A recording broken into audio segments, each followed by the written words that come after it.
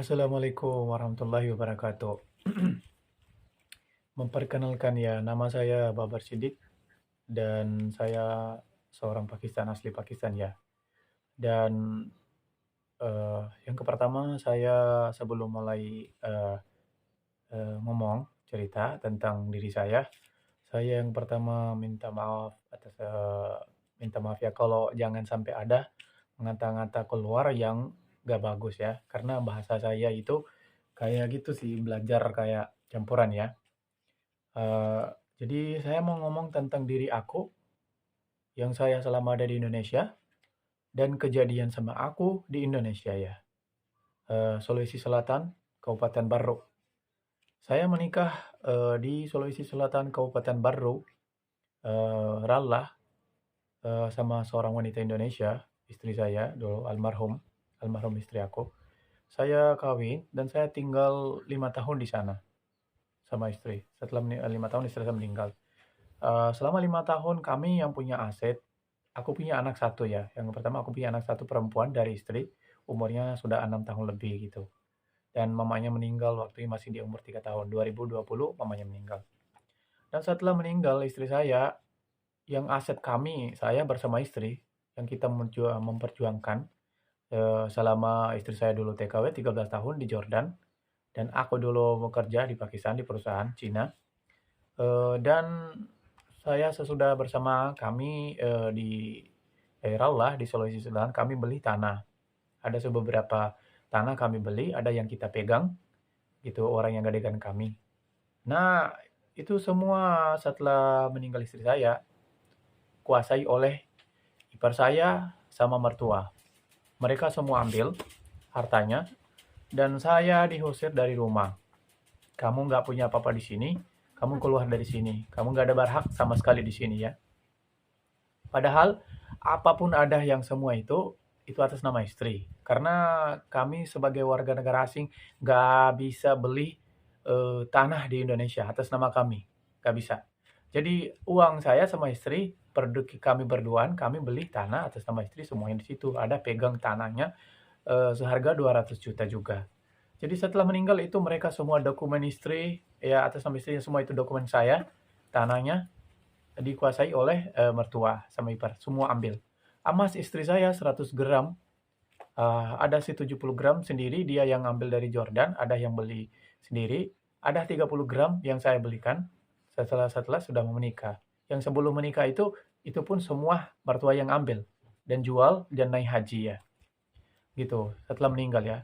Dan waktunya kejadian sama aku itu, aku masih posisinya terjepit dan aku ambil keputusan saya pergi pulang ke Pakistan aja dulu bawa anak saya. Padahal anak saya juga diambil mertua, nggak mau kasih anak saya ke saya.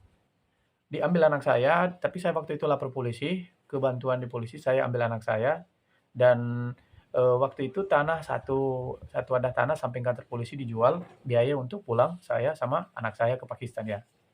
Setelah 2 tahun aku tinggal di Pakistan, aku komunikasi sama teman. Teman dia nanya, "Kamu sekarang di mana?" Aku bilang, "Aku ada di Pakistan." Jadi aku kasih tahu kejadian aku sama yang kejadian selama di Indonesia pas meninggal istri. Itu temannya namanya Erwin, Erwin Susanto di Wajo, Sulawesi Selatan, Indonesia, Wajo. Aku waktu masih tinggal selalu kerja biasa ikut dia bantu kerjanya gitu. Jadi dia manggil bilang, "Aduh, ini semua kejadianmu, ya udah kamu ke Indonesia aja. Saya akan bantu kamu. Insya Allah saya akan bantu kamu mengambilkan hak kamu sama anak kamu." Ya. Jadi saya kemarin tahun kemarin bulan Desember saya datang ke Indonesia. Pakai kita sih 5 tahun. Saya punya KTP di Sulawesi juga. Saya masuk ke Indonesia, saya ditolak masuk karena istri katanya udah meninggal, baru kamu udah 2 tahun tinggal di Pakistan nggak bisa masuk, ambil visa baru baru masuk. Jadi saya ambil visa baru, saya di bandara 3 hari tinggal, saya setelah itu saya balik lagi ke Pakistan, menghabis uang saya sekitar 20-30 juta. Saya menghabis, saya balik lagi, ambil visa baru, baru masuk lagi, bulan Desember saya masuk. Bulan Desember saya masuk, 15 Desember, 16 Desember saya masuk ke Indonesia. Saya ke Jakarta, baru Jakarta ke pergi Sulawesi. Dari Sulawesi saya naik ke mobil ke Wajo, ke rumah dia. Nah, di situ dia udah ketemu dia dan dia bilang, "Ya udah kami siap bantu kamu, kamu punya dokumen nggak?" Saya bilang, "Ya, saya punya bukti dokumen fotokopi-fotokopi yang tanah-tanah yang atas nama istri saya yang kami selama dalam pernikahan kami itu beli dan ada uang senilai yang gadekan orang tanah ke kami 200 juta. Ada seorang pinjam uang setelah aku sama mas istri 55 juta, namanya Pak Bobi yang pinjam uang ya. Jadi itu pun uang dikuasai yang nagih oleh ipar sama mertua, mereka dua ya. Jadi selama saya ingat kembalikan ya, selama saya 2 tahun tinggal di Pakistan, ipar sama mertua nggak pernah satu rupiah pun kirim ke anak saya ya. Padahal selama 2 tahun mereka kuasai, mereka yang ambil hasil dari semua sawahnya itu. Nah, saya sudah di Sulawesi, itu teman namanya Erwin yang bantu saya. Dia kasih tahu kasus saya ke mertuanya. Mertuanya kenal sama eh, di Indonesia dibilang Lembaga Swadaya Masyarakat LSM. Diminta bantu sama mereka kira-kira gimana ini nih. Ini dia sudah datang di Indonesia, dia kasusnya seperti ini, tapi dia nggak ada bayar untuk menjalani kasus, nggak cukup uangnya untuk menjalani kasus ini.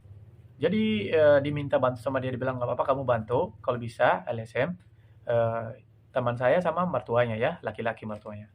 Kamu bantu dia menjalani kasus, kalau selesai akan kami juga gitu kan, namanya dikasih kebagian dikit macam. Tapi yang Erwin bilang ke dia itu, aku kasih kamu kalau kamu selesaikan kasusnya, aku kasih kamu 50 juta. Cuma kasus saya. Saya cuma mengingatkan maksud aku ceritanya, Anda mendengar cerita saya dan Anda menilaikan gimana di Indonesia kami dipermainkan, memanfaatkan kami ya. Dari keadaan aku, dari posisi aku terjepit, gimana orang di Sulawesi, semua pihak masing-masing memanfaatkan saya, dan gimana merampok saya, ambil uang saya, habiskan. Ya, gitu. Jadi, itu LSM bilang, ya saya mau bantu. Baru dia itu melibatkan LSM, membaca kasus saya seperti itu, aku bilang, aku punya semua dokumen, uh, tanahnya atas nama istri. Ini kan nggak ada terlalu bilang terjepit masalahnya terlalu berlebih-lebih atau terlalu sulit, nggak. Semua dokumen atas nama istri. Yang penting kita mau lapor polisi atau mau ke pengadilan, gimana kira saya bisa mengambil hak kembali untuk anak saya, supaya aku bisa menafkahi anak saya gitu. Jadi LSM itu pertama sama Erwin, teman saya sama itu, mereka berdua gabung dan bilang oke kami saya bantu. Baru ujung-ujungnya pertama kami pergi ke Ralla, yang tempat aku dulu tinggal di Sulawesi Selatan, mediasi di kelurahan. Ya, sampai 3 kali kami pergi di kelurahan. Pertama kali kita pergi lapor, kedua kali pergi dipanggil ipar, mereka datang mediasi di sana nggak ada sama sekali hasil. Di situ dia lawan, katanya aku nggak mau kasih apapun. Itu istrinya ada utang sama saya, padahal nggak ada bukti apa-apa gitu. Jadi dia nggak mau, 3 kali, yang jelasnya 3 kali mediasi di kelurahan, dia nggak mau ngasih apapun. Baru ke kecamatan, 2 kali kami pergi ke kecamatan, 3 kali nggak mau. Nah, situ langkah ke depannya, yang LSM itu melibatkan pengacara juga, ya. Dia melibatkan pengacara, dia nggak bisa macam selesaikan, dia melibatkan pengacara. Baru saya dibawa ke pengacara, saya sendiri dibawa ke pengacara, saya dimainkan di politik. Kasusmu seperti ini, makin sulit, gampang-gampang sulit, ini susah, seperti ini, pengadilan pun nanti banyak keluar biaya, sampai segini, gini-gini. Pokoknya saya kan orang luar, saya orang Pakistan. Saya dan waktu itu posisi saya juga terjepit, saya ya terima aja apa sih, ya udah Pak, gimana aja supaya bisa selesai si kasus aku. Jadi mereka itu melibatkan ke pengacara, bawa aku ke pengacara. Nah, di situ pengacara mereka main politik sama pengacara sampai mereka tahu harta aku segini-segini harta semuanya, segitu besar hartanya, senilainya seperti itu. Nah, habis itu mereka ditindih saya dan tekan saya dalam posisi itu. Oh, kami ini bisa sih bantu sebenarnya, tapi kira-kira berapa persen kamu kasih ke kami? Yang LSM bilang seperti itu dengan pengacara. Fees-nya pengacara sama bayar ke itu yang LSM untuk menjalani kasus, gitu.